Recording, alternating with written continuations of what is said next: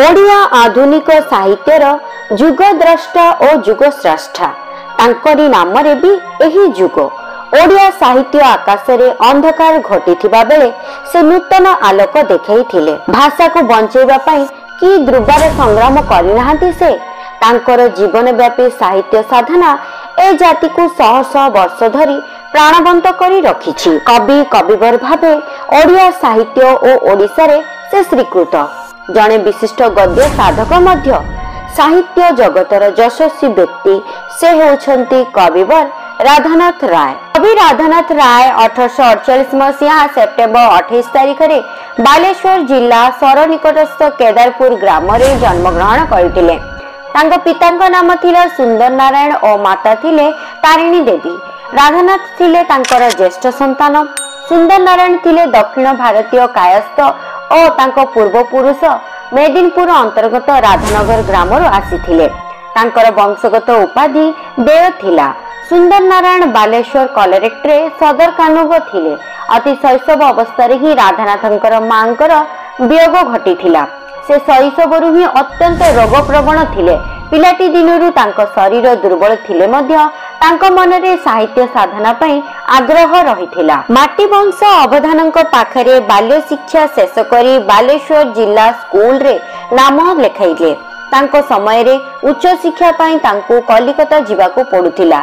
से बालेश्वर स्कूल रो प्रवेशिका परीक्षा रे उत्तीर्ण होई कलिकता एफए पढ़िबाको गले। एफए पास पर दुर्बल स्वास्थ्य और रुग्ण शरीर जोगु उच्च शिक्षा को जलांजलि देई तांको सेठारु फेरी आसीबाको पड़िथिला। किछि दिन पर से बालेश्वर जिला स्कूल रे मासिक 3 टंका वेतन रे तृतीय शिक्षक पद रे नियुक्ति हेले। कॉलेज एवं परिवार रो सुविधा नथिबारु से निज जत्न रे घरे पाठ पढ़ी एफए पास करिथिले एवं बीए परीक्षार समस्त पाठ निज उद्यम रे घरे पढ़िथिले। बालेश्वर जिला स्कूल रे राधानाथ 5 वर्ष चाकरी करिथिले। संस्कृत भाषा समेत बंगला इंग्राजी और ओडिया भाषा रे तांकर गभीर प्रवेश थिला। एही सबु भाषा रे रचित विभिन्न ग्रंथ को से अध्ययन करुथिले। विभिन्न जिला स्कूल रे शिक्षकता जिला समूह रे डेप्यूटी इन्स्पेक्टर और परे ओडिशा रे शिक्षा विभाग रे जॉइंट इन्स्पेक्टर स्कूल समूह रो इन्स्पेक्टर भावे नियुक्ति होइथिले। एही समय रे से रेमुणा ग्राम रो आदित्य वंशर चंद्रमोहन आदित्यंक कन्या परशमणि को विवाह करथिले। तांकर दुईटी संतान थिले। प्रथम पुत्रंक नाम शशिभूषण राय और द्वितीय पुत्रंक नाम रजनीभूषण राय थिला। आधुनिक ओडिया साहित्य रे तांकर अवदान अतुलनीय थिला। से 18 वर्ष बयस रे ओडिया भाषा रे काव्य रचना करथिले। से प्रथमे पाठ्य पुस्तक रचयिता थिले एवं तापरे हेले से कवि। साहित्य साधना प्रति थिला तांकर गभीर आग्रह और निष्ठा। से प्रथमे बंगला रे कविता रचना करथिले और परवर्ती काल रे से ओडिया साहित्य रे काव्य कविता लेखि से हेले कविवर राधानाथ राय। फकीर मोहनଙ୍କ द्वारा प्रभावित होई काव्य कविता लेखिबा सहित गद्य रचना प्रति मनोनिवेश करिथिले। तत्कालीन विख्यात पंडित सदाशिव नंदଙ୍କ पाखरे राधानाथ फकीर मोहनଙ୍କ सहित संस्कृत काव्य नाटक आदि अध्ययन करी से पांडित्य अर्जन करथिले। से पुरी जिला को बदली होई द्वितीय शिक्षक होइथिबा बेले भक्त कवि मधुसूदन राव तांकर छात्र थिले।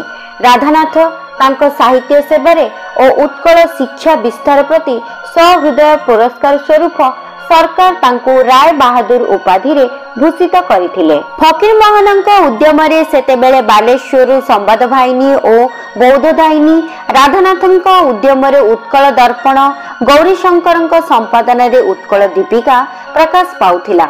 1873 मसीहा रे राधानाथ रायंकर प्रथम गद्य रचना विवेकी उत्कल दर्पण रे प्रकाश पाइला। ओडिया साहित्य रे एहा थिला प्रथम प्रबंध। उत्कल दर्शनीय ह्रद पुष्करणी पर्वत नदी वन ग्राम उद्यान वृक्षलता आदि प्राकृतिक दृश्य और ऐतिहासिक विषय को से लिपिबद्ध करि जाइछन्ति। तांकर खंडिए गद्य उपन्यास और विवेकी नाम रे प्रबंध एवं केतेगुड़िए पाठ्य पुस्तक छड़ा आउ सबु रचना तांकर पद्य अटे। कविंकर मौलिक भाव और दार्शनिक चिंताधारा एही प्रबंध रे प्रकाश पाइछि। कविंकर इटालिया जुबा हेउछि एक विदेशी गल्पर रूपांतर। 1874 मसीहारे यह प्रकाश पाइथिला। यह एक विदेशी कथावस्तु उपर आधारित एक प्रणयमूलक गल्प। एथिरे सरल सुंदर भाषा लेखकंकर उत्कृष्ट गद्य शैलीर परिचय दिए। राधानाथंकर काव्य कविता तुलन में गद्य सृष्टि सामान्य किंतु असामान्य गुण धारण करिथिबा जोगु ओडिया साहित्य रे विशेष आदृत होइछि। पाश्चात्य कथावस्तु को से ओडिशार केदारगौरी चरित्र सहित सामिल करी काव्यर सौंदर्य प्रतिपादन करिसंती। भुवनेश्वर केदारगौरी उपाख्यान एथिरे प्रकाश पाइछि। यह एक छोट काव्य हेले मध्य एथिरु राधानाथंकर कवि प्रतिभार यथार्थ परिचय मिलिथाए। तांकर केतेक रचित कविता और ग्रंथ गुड़िक हेला जजाति केसरी, उर्वशी, तुलसी स्तबक, दशरथ वियोग, भारत गीतिका, धवलेश्वर स्त्रोतम, सावित्री चरित्र, वंदना, निवेदन, प्रताप रुद्र, श्मशान दृश्य, दुर्योधनर रक्त नदी संतरण, चिलिकार स्वयंतन दृश्य इत्यादि। ग्रंथ गुड़िक मध्य महाजात्रा, दरबार, चिलिका, पार्वती, चंद्रभागा इत्यादि। दरबार कविंकर एक व्यंग काव्य जेउथिरे कि से व्यंगात्मक भाव परिचालित करिसंती। 59 वर्ष बयस गड़जात भ्रमण फेरी ज्वर रे आक्रांत होई से 1908 मसीहा एप्रिल 17 तारिख रे मृत्युवरण करथिले।